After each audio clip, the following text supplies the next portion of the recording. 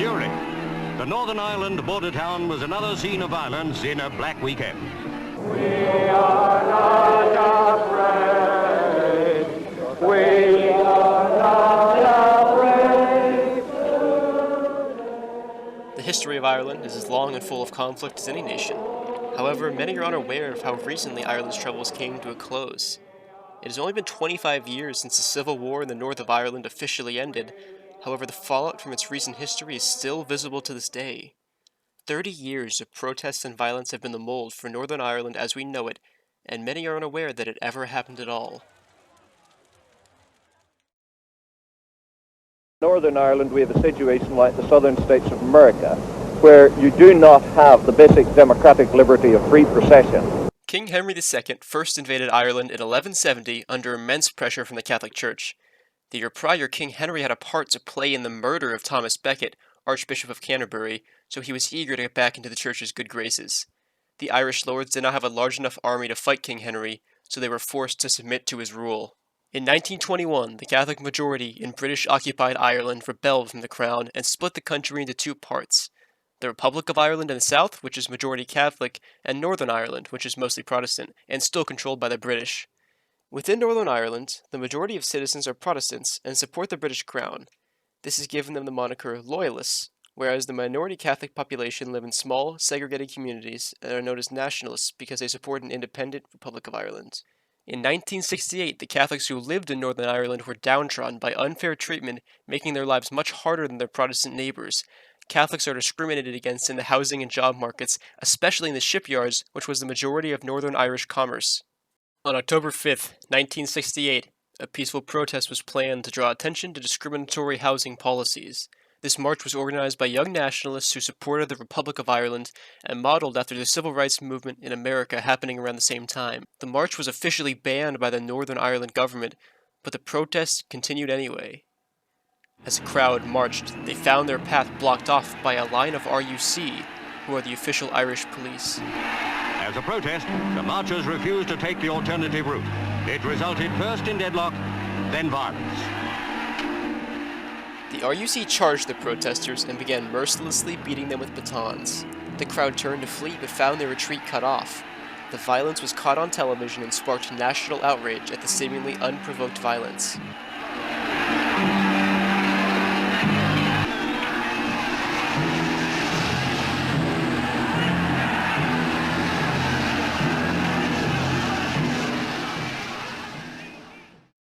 On New Year's Day, 1969, a march was planned from the capital of Northern Ireland, Belfast, to Londonderry, unofficially called Derry by many Irish. The RUC was aware of nationalist and loyalist tensions and so promised that the protesters would have a police escort. After some discussion, it was agreed that the police would escort the marchers over Burntollett Bridge. Police have said they are quite prepared to get us through this obstacle. The police escorted the protesters until Burntollett Bridge, right outside of Derry. At this point, the RUC put on helmets and body armor, and a mob of loyalists began raining rocks onto the protesters. The marchers walked into a carefully prepared trap. Loyalists were waiting on the hillside above the road. Many of the attackers were off-duty B Specials, the reserve police force. A mob of 300 loyalists charged the bridge wielding iron bars and clubs.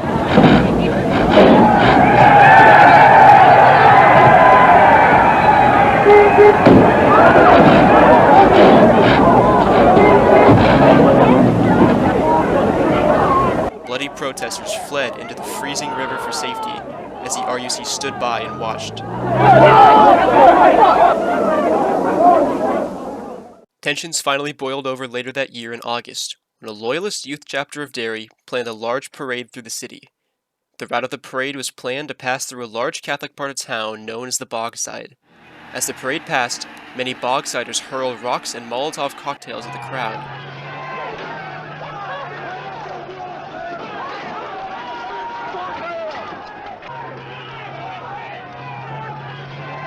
This escalated into 3 days of warfare, known as the Battle of the Bogside.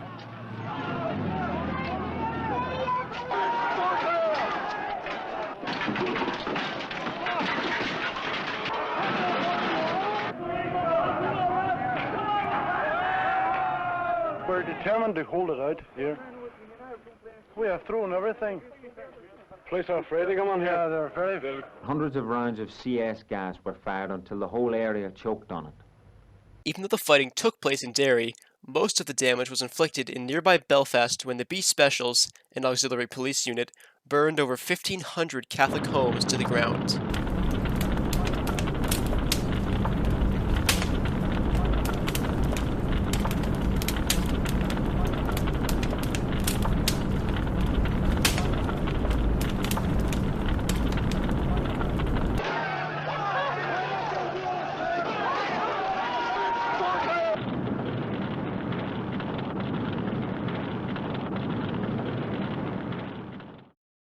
We were on a bus heading northwards, looking to have a competition up north, and we stopped in a town due to a traffic jam outside a department store.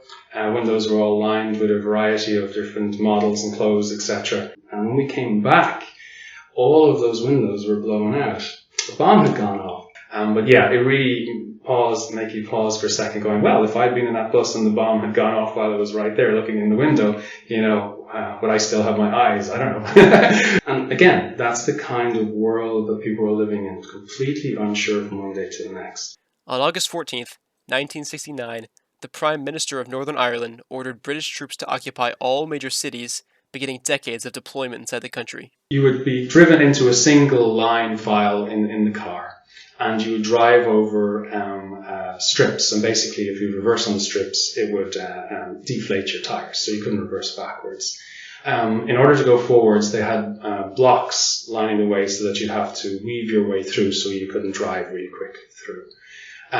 When you're there, you were stopped, and your window, they'd ask you to roll down your window, and in our case, there were two, they were army and wearing flak jackets, etc., and had machine guns. And they would ask where you were going, what your business was, what you were doing there, etc. There was a lookout tower, and then there'd be a sniper on top of that tower looking down at you. I know because I looked up at him. And so, it certainly wasn't welcoming. It wasn't, welcome to Northern Ireland, have a nice day. It was extremely threatening. The counterpiece to the British troops and Northern Irish RUC was the IRA, or the Irish Republican Army. The IRA was the group that had originally fought in 1921 for independence from the British Empire and felt as though they were needed again. The IRA was incredibly split internally on what to do about the British occupation and ended up splitting into two separate groups, the Officials and the Provisional IRA.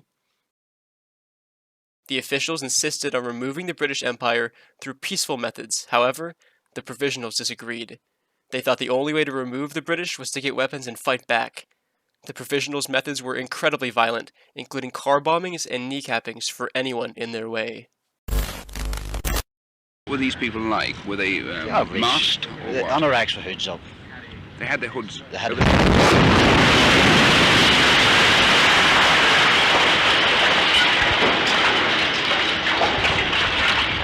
The BBC was broken down into different regional groups, and so there was BBC Ulster. And I remember over and over again, you could almost read or say by rote what was going to be on the Ulster News. And typically what it was somebody was arraigned in court for either beating up someone or bombing. Someone was kneecapped as a punishment for their behaviour within the IRA.